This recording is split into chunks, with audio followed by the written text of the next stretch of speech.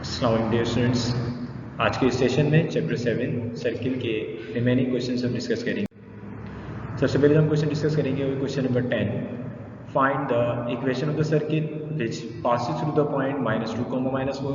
आपने एक ऐसे सर्किल की इक्वेशन फाइंड करनी है जो कहाँ से पास हो रहा है, -2, -4 से पास हो रहा है। और उसके बारे में क्या कहा, and has the same centre, और उसका सेंटर क्या है, सेम है। किसके सेम है, as the circle whose equation is this. Required circle का जो सेंटर है वो सेम है। किस सर्किल के सेंटर के सेम है, इस सर्किल की जिसकी इक्वेशन आपको गिवन है। इट मींस यहाँ दो सर्किल्स के जिक्र हो रहा है। तो इसकी डायग्राम देखते हैं। ये दो सर्किल्स आ गए जिनका सेंटर सेम है। दोनों का सेंटर क्या है, यही है, सेम सेंटर है दोनों सर्किल के लिए। तो एक सर्किल जिसपे हमें पॉइंट गिवन है, जिसकी हमें इक्वेशन फाइंड करनी है, ये पॉइंट आ गया a -2, -4।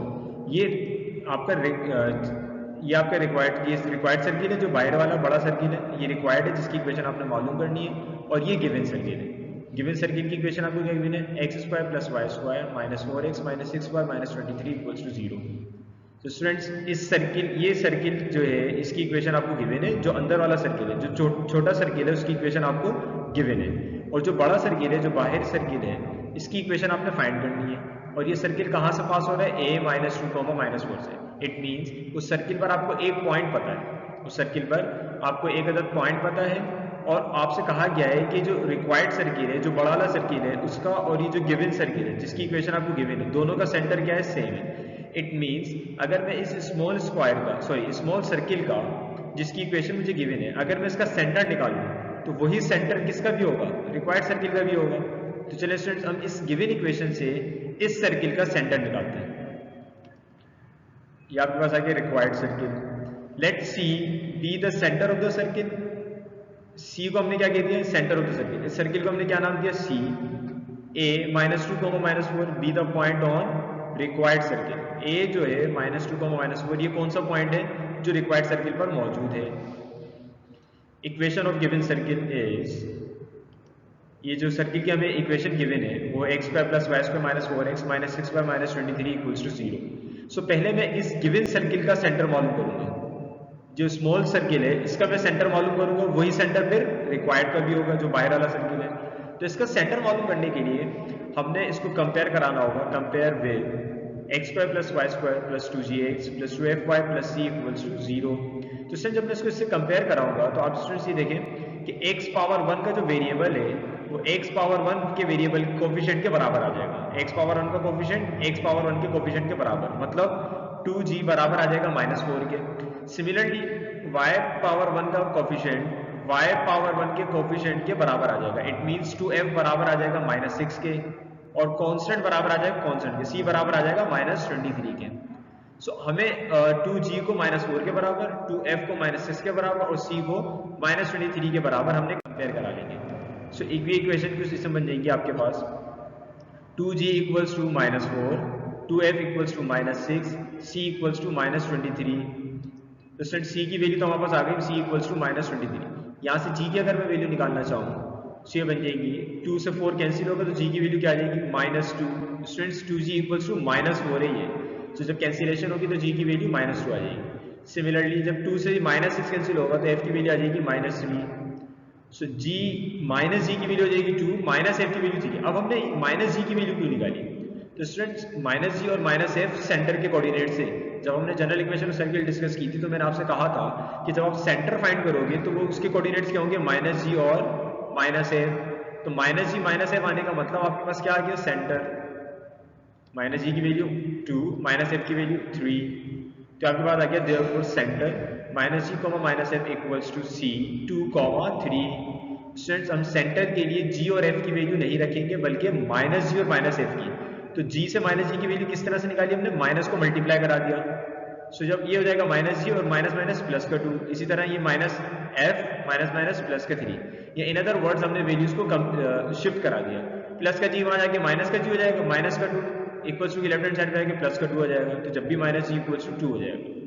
सो सेंटर हमारे पास आ चुका है। हमारे पास सर्किल पर जिसकी इक्वेशन हमें गिवन थी, उस पर एक पॉइंट भी गिवन था।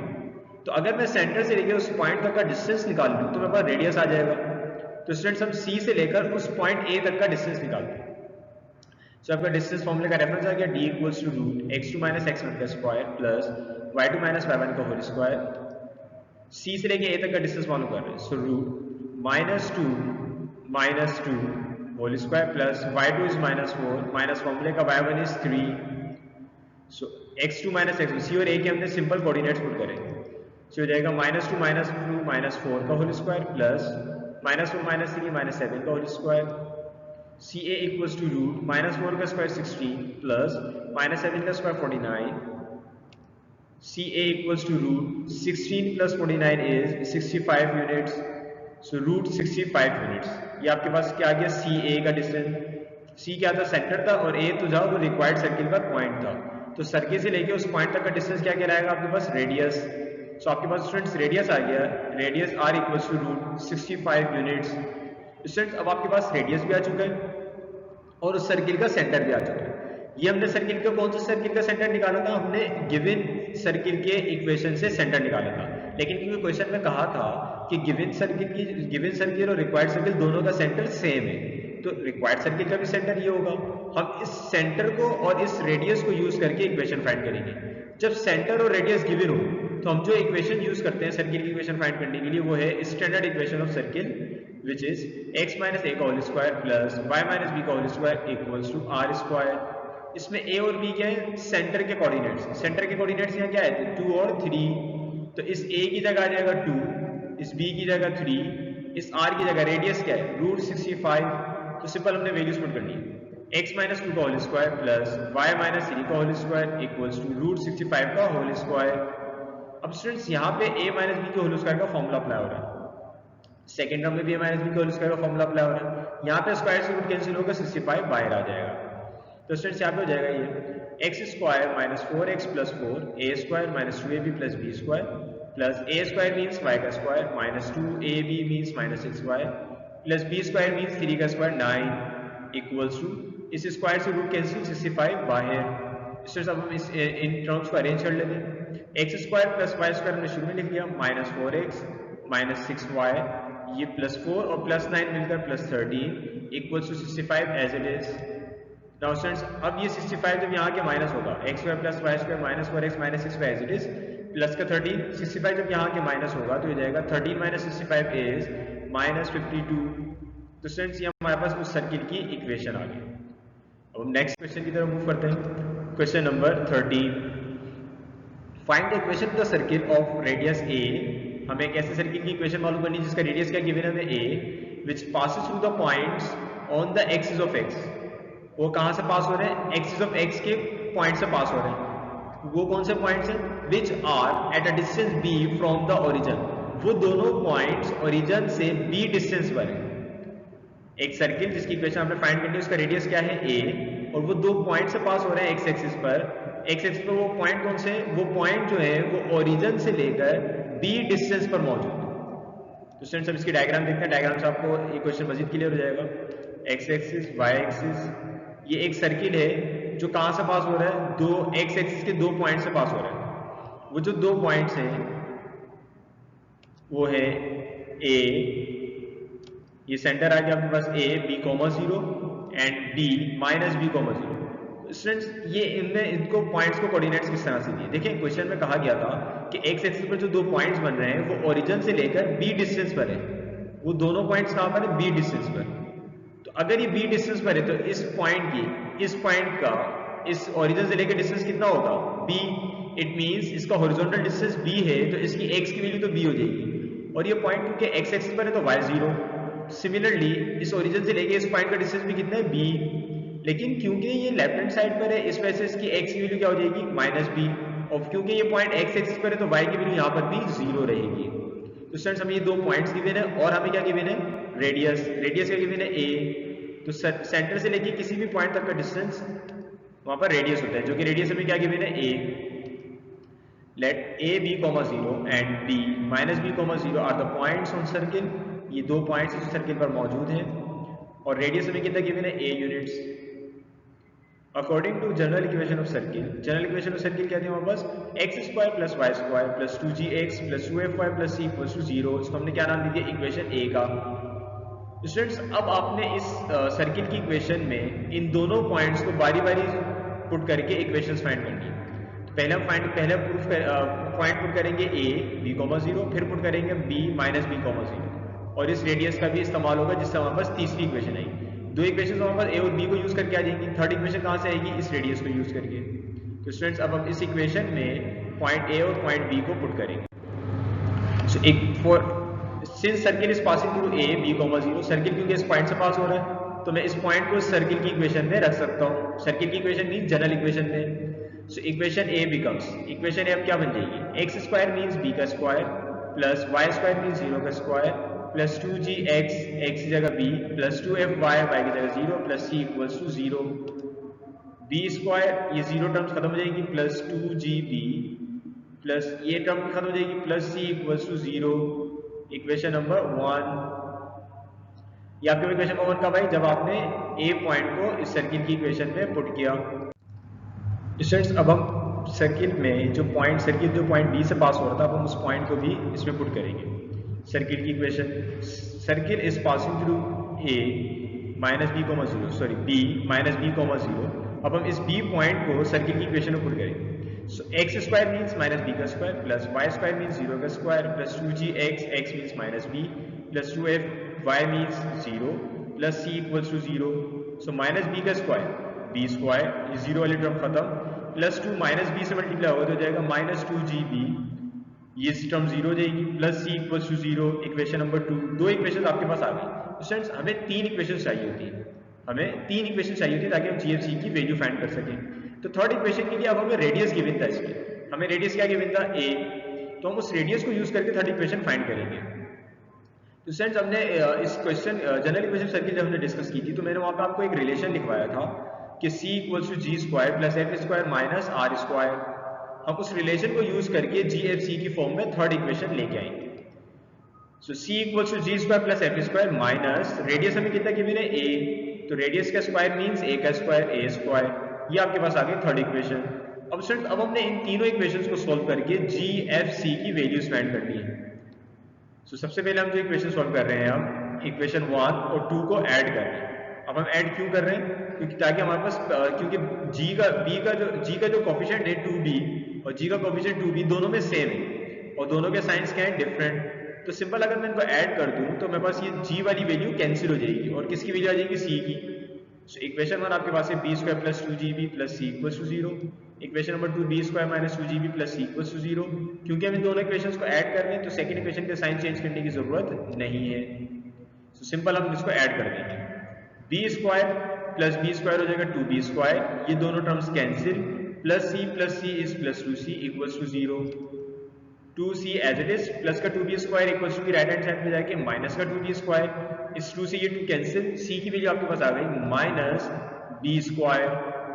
स्टूडेंट्स इस c की वैल्यू को अब हम इक्वेशन 1 या 2 किसी में भी रखकर g की वैल्यू फाइंड कर सकते हैं। फिर हम g और c को इक्वेशन 3 में रखकर f भी फाइंड करेंगे। सब पहले हम c की वैल्यू माइनस b स्क्वायर को हम इक्वेशन 1 में पुट कर रहे हैं। इक्वेशन 1 अब क्या बन जाएगी, b square plus 2gb minus c की जगह क्या आ गया minus b square equals to 0। So यहां से अब हम g की वैल्यू अगर मैं निकालूं तो b स्क्वायर से b स्क्वायर कैंसिल, 0 हो जाएगा, 2gb इक्वल्स टू 0। g यहीं पे रहेगा, 2 और b जब वहां जाके डिवाइड होंगे 0 से तो g की वैल्यू क्या आ जाएगी आपके पास 0। इसलिए अब हम इस g की वैल्यू 0 को और c की वैल्यू को उठा के हम रखेंगे इक्वेशन 3 में ताकि हमारे पास क्या आ जाए, f आ जाए। 1 और 2 को सॉल्व करके g और c निकाला, अब उस g और c को हम रखेंगे इक्वेशन नंबर 3 में। इक्वेशन 3 अब बन जाएगी आपके पास c की जगह आ गया minus b square equals to g square means g की वैल्यू 0 का square plus f square as it is minus a square as it is. 0 का स्क्वायर 0 खत्म हो जाएगा। अब ये इक्वेशन बन जाएगी आपके पास, ये माइनस का स्क्वायर में आ जाके प्लस का हो जाएगा तो a square minus b square equals to f square. ये माइनस b स्क्वायर पहले से मौजूद था, माइनस का स्क्वायर इक्वल्स टू की लेफ्ट हैंड साइड पे आके प्लस का स्क्वायर, 0 खत्म, f स्क्वायर की वैल्यू आ गई a square minus b square.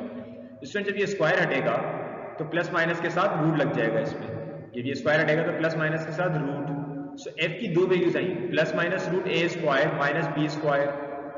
Students अब हम इन वैल्यूज को GFC की वैल्यूज को यूज करके इक्वेशंस बनाएंगे। लेकिन आप ये बात ध्यान में रखिएगा कि g की एक वैल्यू 0 आई है, c की भी एक ही वैल्यू आई है -b² और f की दो वैल्यूज आई है।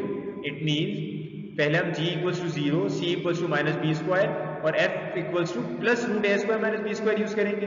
फिर हम g और c की तो वैल्यू सेम रखेंगे, लेकिन f की वैल्यू क्या रखेंगे फिर -√a² -b²। So equation a becomes, जो इक्वेशन a हमने जनरल इक्वेशन ली थी, अब हमने उसमें g और c की वैल्यूज पुट करनी है। When g equals to 0, f equals to √a² -b², मैंने अभी प्लस वाली वैल्यू ली है, and c equals to -b²। इन g f c की वैल्यूज को हम उठा के रखेंगे, पुट करेंगे इक्वेशन a में।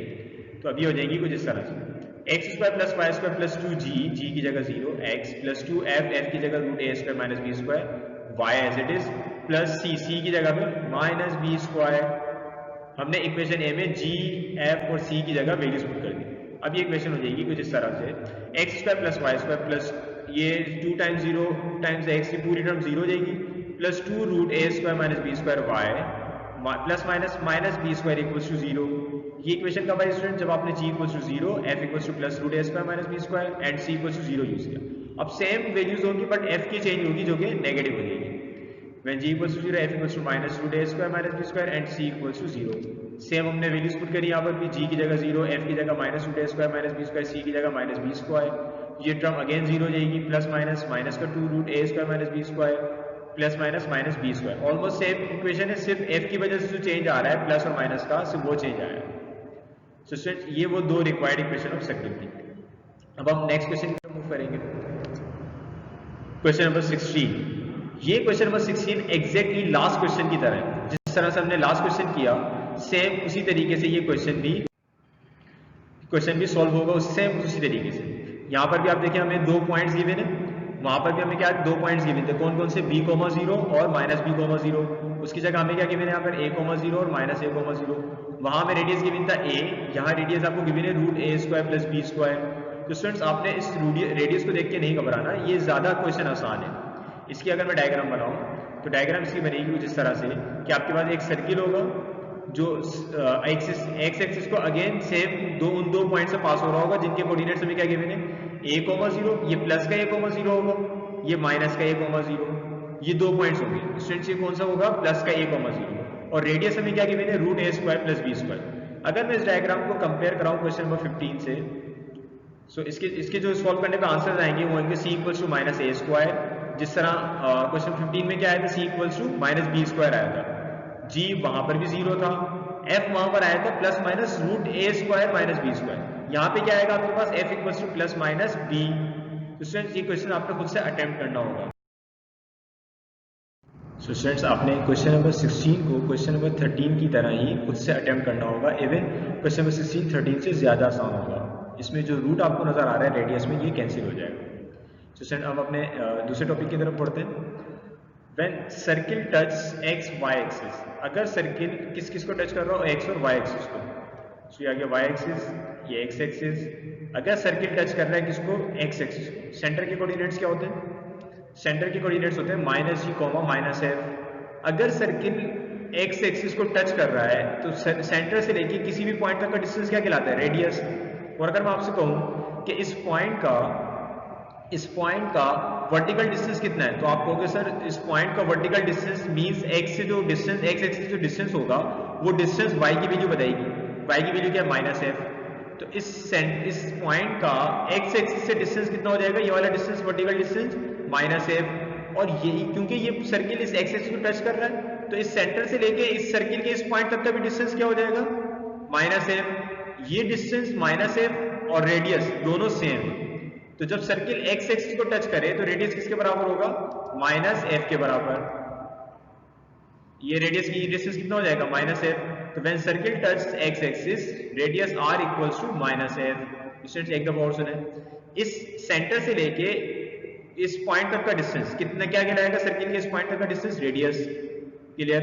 अब इस पॉइंट का अगर मैं आपसे वर्टिकल डिस्टेंस मालूम करूं, मैं आपसे पूछूं इस पॉइंट का वर्टिकल डिस्टेंस क्या होगा, तो आप कहोगे सर इस पॉइंट का वर्टिकल डिस्टेंस इस पॉइंट के कोऑर्डिनेट्स में y की वैल्यू बताएगी, मींस -f। तो इसका रेडियस क्या हो जाएगा सर्किल का, -f। इट मींस जब सर्किल x एक्सिस को टच करेगा तो रेडियस किसके बराबर आएगा, -f के बराबर।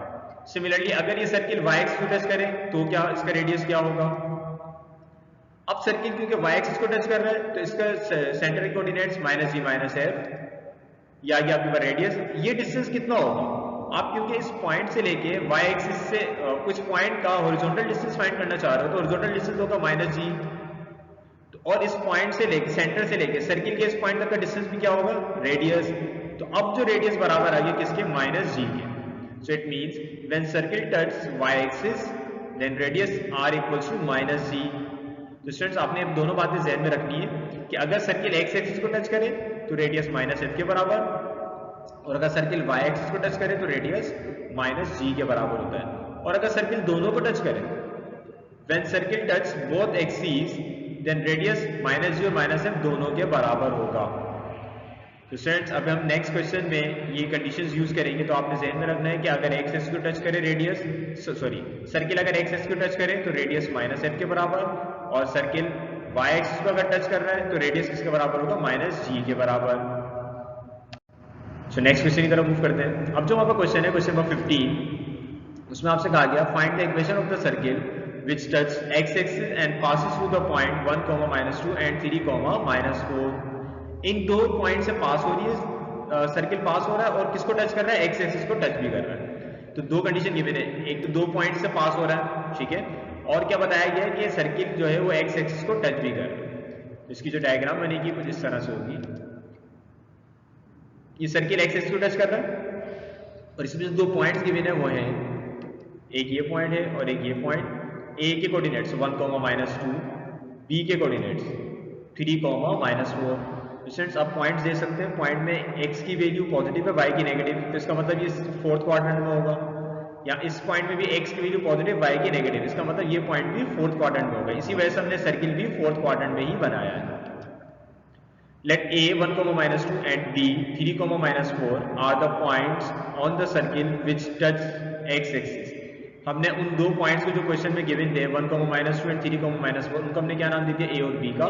और हमने क्या कहा कि let a and b are the points of the circle which touch x axis. ये a और b उस सर्किल पर पॉइंट्स है जो किसको टच कर रहा है? x एक्सिस को टच कर रहा है। So according to general equation circle, पहले तो हम इन दो पॉइंट्स को यूज करके दो इक्वेशंस बना लेंगे। जनरल इक्वेशन क्या होती है? आपको x² + y² + 2gx + 2fy + c = 0, इसको आपने इक्वेशन a का नाम दिया। तो स्टूडेंट्स इसमें भी हमें तीन इक्वेशंस रिक्वायर्ड होंगी। तीन इक्वेशंस किस तरह से बनेंगी? पहले आप इन दो पॉइंट्स को यूज करके a और b को यूज करके दो इक्वेशंस बनाओगे, जिस तरह हमने प्रीवियस क्वेश्चन में बनाया।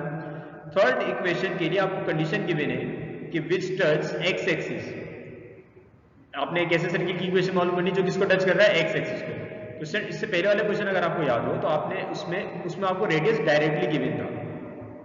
एक में गिवन था radius equals to √a² + b² और एक में गिवन था रेडियस इक्वल्स टू a। लेकिन यहाँ पे रेडियस गिवन तो है but in other words given है।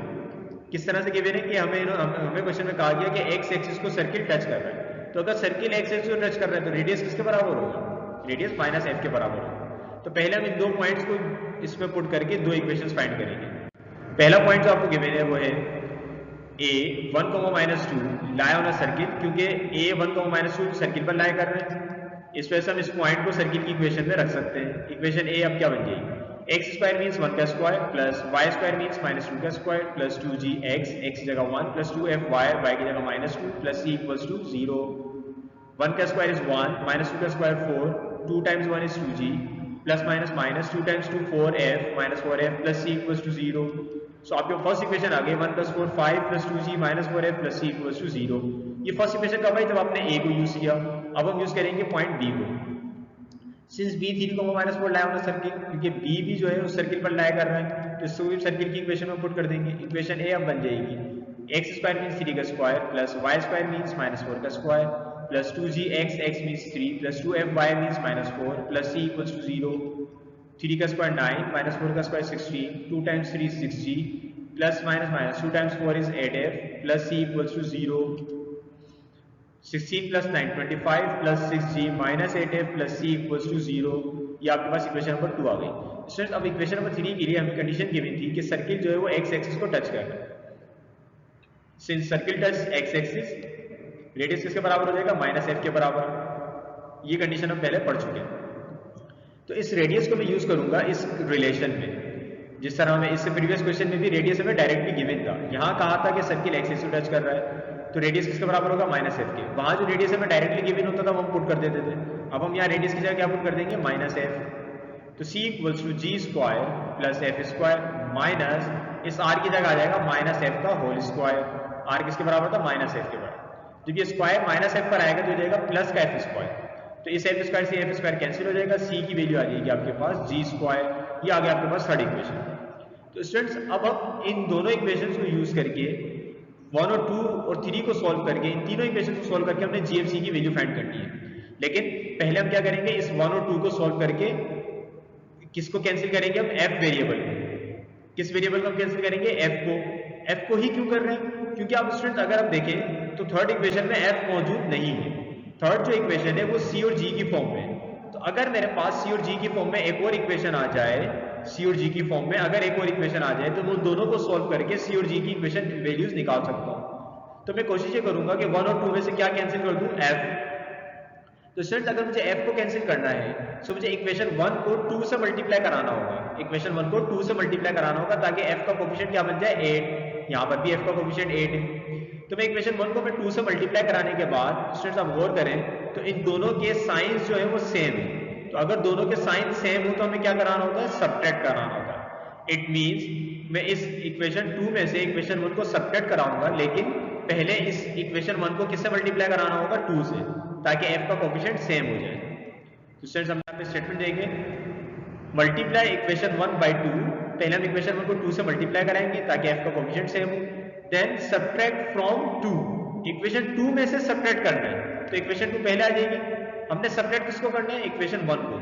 आफ्टर मल्टीप्लाइंग बाय 2, तो 2 मल्टीप्लाई बाय इक्वेशन 1, आपके पास इक्वेशन बन जाएगी plus 10 plus 4g minus 8f plus 2c equals to 0।